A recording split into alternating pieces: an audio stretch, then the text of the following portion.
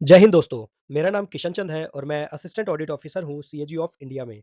स्वागत है आप सभी का हमारे अपने यूट्यूब चैनल न्यू विनर्स पर। आज की वीडियो में हम मोस्ट इंपॉर्टेंट इडियम्स का पार्ट 2 देखेंगे, जो कि हमारी इंग्लिश वोकैब सीरीज का ही एक पार्ट है। तो आइए इंग्लिश वोकैब सीरीज के डे 5 पर मोस्ट इंपॉर्टेंट इडियम्स को पढ़ते हैं, जो एसएससी के एग्जाम्स में न जाने कितनी बार आ चुके हैं और आगे भी आते रहेंगे। तो आज का हमारा फर्स्ट इडियम है अंडर द वेदर। आज का हमारा फर्स्ट इडियम है अंडर द वेदर। ठीक है, इसमें इसका मतलब होता है फीलिंग स्लाइटली इल और अनवेल। तबीयत ठीक ना होना, अस्वस्थ महसूस करना। ठीक है, इस फोटो को देखिए एक बार। इस लड़के के ऊपर बारिश हो रही है, मतलब एक हाइपोथेटिकल सिचुएशन है, मतलब ऐसे ही इसमें दिख रहा है कि इसकी तबीयत खराब है। मतलब अंडर द वेदर, या अंडर द वेदर का मतलब है कि इसको दिखा रखा है, जो बादल के नीचे बैठा हुआ है और इसकी तबीयत खराब है। ठीक है, इसकी तबीयत खराब होने का मतलब है अस्वस्थ महसूस कर रहा है, तबीयत ठीक नहीं है। ठीक है, इस तरीके से आपको ये इडियम हमेशा याद रहेगा। इसका एग्जाम्पल है she was under the weather and couldn't attend the class. वह अस्वस्थ महसूस कर रही थी, इसीलिए क्लास में नहीं आ सकी। ठीक है, तो चलिए नेक्स्ट इडियम की ओर चलते हैं। To blaze the trail. To blaze the trail, to do something new और lead the way for others to follow. ठीक है, इसका मतलब किसी नए काम की शुरुआत करना या दूसरों के लिए रास्ता बनाना। ठीक है, इस फोटो को देखिए। यहाँ पे यह जो मुसाफिर है, ट्रेवलर है, ये एक जंगल से गुजर रहा है जहाँ पे रास्ता नहीं है, लेकिन ये रास्ता बनाता जा रहा है। ठीक है, ताकि इसके पीछे जो भी लोग आए उनको एक प्रॉपर रास्ता मिल सके। यही मतलब होता है टू ब्लेज द ट्रेल का। ठीक है, एक एग्जांपल देखते हैं अब इसका। This company blazed the trail in online education. इस कंपनी ने ऑनलाइन शिक्षा में पहले कदम रखकर राह दिखाई। ठीक है, मतलब सभी लोगों को इसने राह दिखाई। चलो अपने थर्ड इडियम पर चलते हैं अब हम। Bite off more than one can chew. इसका मतलब च्यू मतलब होता है चबाना। ठीक है, बाइट ऑफ मतलब कि खाना, यानी कि कोई भी इंसान जितना चबा सकता है उससे ज्यादा ही अपने मुंह में भर ले कि वो चबा भी ना पाए उसे, तो उसे कहते हैं bite off more than one can chew. इसका मतलब होता है to take on more work और responsibility than one can handle. अपनी क्षमता से ज्यादा काम या जिम्मेदारी उठा लेना क्या कहलाता है? Bite off more than one can chew. ठीक है, अब इसका एक एग्जाम्पल देखते हैं हम। ठीक है, he bit off more than he could chew by handling 3 projects at once. यहाँ पे ये बाय है। ठीक है, बाय हैंडलिंग, उसने एक साथ 3 प्रोजेक्ट लेकर अपनी क्षमता से ज्यादा काम उठा लिया।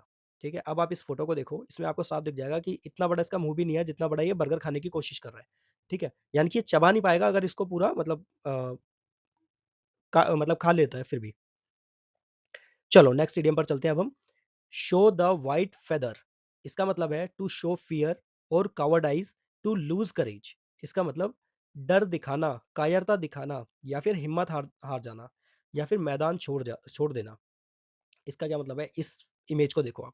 ये जो सोल्जर है हमारा, ये जो सोल्जर है, ये व्हाइट फेदर दिखा रहा है। क्या दिखा रहा है? व्हाइट फेदर दिखा रहा है। इसका मतलब है कि ये डर गया है, यानी कि ये हिम्मत नहीं कर पा रहा आगे जाने की, तो इसलिए इसके साथी इसे क्या बोल रहे हैं कि कावर्ड है तू। इसका मतलब कायर है, कि तू डर गया।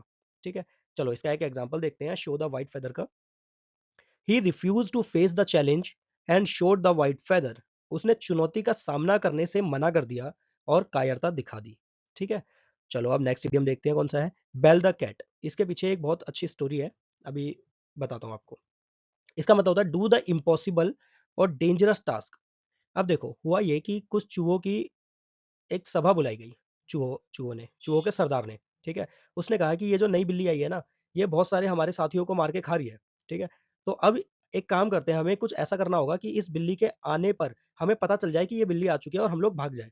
ठीक है, तो उनमें से एक ने सलाह दी कि एक काम करते हैं, हम बिल्ली के ना गले में बैल बांध देते हैं, मतलब कि घंटी बांध देते हैं। ठीक है, ऐसे करके जो घंटी होती है, घंटी बांध देते हैं, ताकि वो कभी भी आएगी ना कैट, हमें पता चल जाएगा और हम भाग जाएंगे। बोले कि हाँ, ये सुझाव तो बहुत अच्छा है। तो फिर उनमें से एक खड़ा होकर बोला कि लेकिन ये बताओ, बिल्ली के गले में घंटी बांधेगा कौन? क्योंकि जो भी बिल्ली के पास जाएगा, बिल्ली उसे मार के खा जाएगी। ठीक है, इसीलिए कहते हैं, इसीलिए यहाँ से ये इडियम निकल के आया। बेल द कैट का मतलब हो गया असंभव या खतरनाक कार्य करना। ठीक है, इसका एक एग्जांपल देखते हैं। She decided to bell the cat and speak against the corruption. ये बहुत बढ़िया पॉइंट है। चलो, उसने भ्रष्टाचार के खिलाफ बोलकर खतरनाक काम अपने ऊपर ले लिया। ठीक है, ये मतलब है। नेक्स्ट इडियम देखते हैं हम।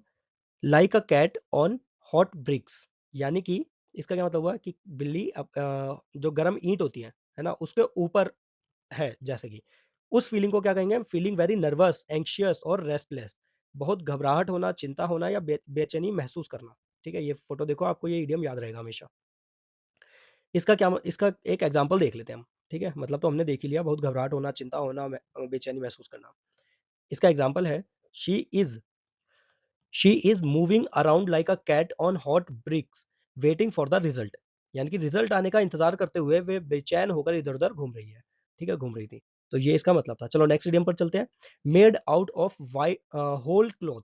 इसका क्या मतलब है? Made out of whole cloth. इसका मतलब कंप्लीटली फ़ॉल्स और इन्वेंटेड। इन्वेंटेड का मतलब ये नहीं कोई चीज़ इन्वेंट कर दी, आविष्कार की बात नहीं कर रहे हैं यहाँ पे। इन्वेंटेड का यहाँ पे मतलब है कि किसी ने अपनी तरफ से कोई ऐसी गलत चीज़ बताई है, बनाई है, जिसका भरोसा वो चाहता है कि सब लोग कर लें, जबकि वो झूठ है। ठीक है? Not based on fact. इसका मतलब पूरी तरह से झूठा या फिर मनगढ़ंत। हाँ, इसका मतलब हो जाएगा मनगढ़ंत, कि उसने अपने मन से कोई ऐसी कहानी या किस्सा बना दिया जो कि पूरी तरीके से गलत है, जिसका वास्तविकता से कोई संबंध ना हो। Made out of whole cloth. चलो इसका एक एग्जांपल देख लेते हैं हम।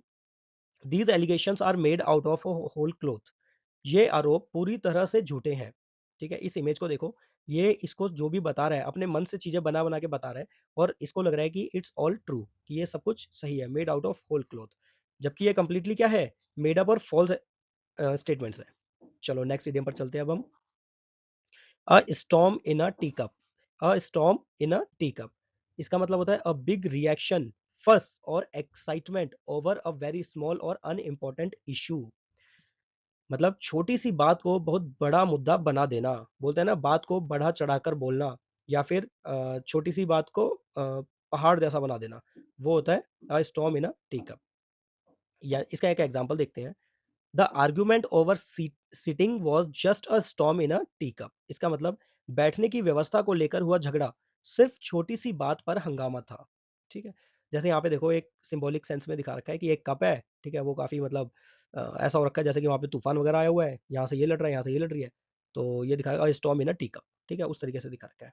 तो आपको ये याद रहेगा, इसका मतलब झगड़ा होना, छोटी सी बात को बहुत बड़ा बना देना। अगला इडियम है हमारा, from cradle to grave. Cradle का मतलब होता है पालना, बच्चे जो झूला झूलते हैं जिसमें। ठीक है? और ग्रेव का मतलब होता है कब्र, मतलब जहाँ पे इंसान एंड में जाके मरने के बाद जाता है। ठीक है? Throughout a person entire life. यानी कि from birth to death. From cradle to grave का मतलब हुआ फ्रॉम बर्थ टू डेथ, यानी कि जन्म से लेकर मृत्यु तक, यानी कि पूरी जिंदगी भर। ठीक है? इस इमेज को देखो, आपको ये हमेशा के लिए याद हो जाएगा। छोटा बच्चा है, ठीक है, क्रेडल में है, इसको क्रेडल कहते हैं। ठीक है? फिर बड़ा हुआ, फिर एजिड हुआ मतलब ओल्ड हुआ, फिर उसके बाद डेथ हो गई उसकी। तो ये हो गया ग्रेव, इसे बोलते हैं ग्रेव। चलो एक एग्जांपल देखते हैं। The company supports its employees from cradle to grave.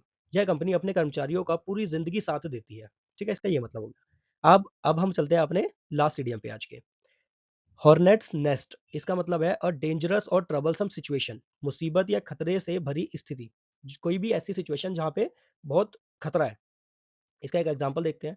Don't open that file, you will be getting into a hornets nest. इसका मतलब उस फाइल को मत खोलो वरना खतरे में पड़ जाओगे। जैसे हॉर्नेट का मतलब होता है ततैया, है ना, येलो वाला जो होता है, और येलो कलर का, डार्क ऑरेंज येलो कलर का। वो जब काटता है तो बहुत तेज मतलब सुझा देता है जहाँ काटता है। तो ये उसका नेस्ट है। ठीक है? अब क्या हो रहा है कि ये उसमें डंडे से उसे छेड़ रहा है, और बहुत सारे ततैये इसके पीछे पड़ गए हैं। ठीक है? तो अब ये ऐसी सिचुएशन में है जो खतरे की सिचुएशन है। ठीक है? तो आज के ईडीएम्स यहीं तक थे। Thank you so much guys इस वीडियो को देखने के लिए। और मुझे आपसे कुछ बात भी करनी है। आप में से ना बहुत कम लोग चैनल को सब्सक्राइब कर रहे हैं, तो चैनल को सब्सक्राइब कर लो। आने वाले मतलब एग्जाम्स में, एसएससी के जितने भी एग्जाम होने वाले हैं, चाहे वो सीजीएल हो, सीएचएसएल हो, एमटीएस हो, जीडी हो, और बाकी एग्जाम हो, उन सब के लिए इस चैनल पे बहुत अच्छा अच्छा कंटेंट आने वाला है। ठीक है? तो आप इस चैनल को सब्सक्राइब कर लो। आप ही में से कुछ बच्चे सेलेक्ट होंगे फिर इन एग्जाम्स में, और अपनी ड्रीम पोस्ट को ज्वाइन करेंगे फिर वो। ठीक है? देखो वैसे तो अगर आप इधर-उधर भटकते रहोगे तो बहुत सारे चैनल हैं जहाँ पे बहुत भीड़ है। ठीक है? अगर वो भीड़ है तो उनमें फिर ज़रूरी नहीं है कि किसी का सिलेक्शन हो ना हो, ऐसा कुछ नहीं है। ठीक है? भीड़ है बस हर जगह पे। आपको क्वालिटी कंटेंट मिलेगा इस चैनल पे। ठीक है? आपको वही बता सकता है जो ऑलरेडी सेलेक्टेड है, जिसने अभी रिसेंट टाइम में ही एग्जाम निकाले हैं। और ना सिर्फ मैंने, मेरे छोटे भाई ने भी एसएससी सीजीएल 3 बार निकाल चुका है वो। ठीक है? तो फिर मुझे पता है कि एग्जाम में क्या, किस तरीके से पढ़ना चाहिए, क्या करना चाहिए। आप मेरे डेली टारगेट्स को फॉलो करो, उन्हें उन्हें डेली कंप्लीट करो। मेरे दिए हुए वीडियोज़ को देखो, जो वोकैब की सीरीज़ है उसे लर्न करो, याद करो। ठीक है? बाकी मैथ्स और बाकी चीज़ों की वीडियोज़ देखो, उनकी प्रैक्टिस करो। कम से कम मैथ और इंग्लिश को लेके तो आपको कहीं भी जाने की ज़रूरत है नहीं। ठीक है? तो आप इस चैनल को सब्सक्राइब कर लो। इस चैनल पे आपके आपके लिए बहुत अच्छा-अच्छा कंटेंट आने वाला है। ठीक है? Thank you so much for watching this video guys. चलो मिलते हैं हम नेक्स्ट वीडियो में। जय हिंद।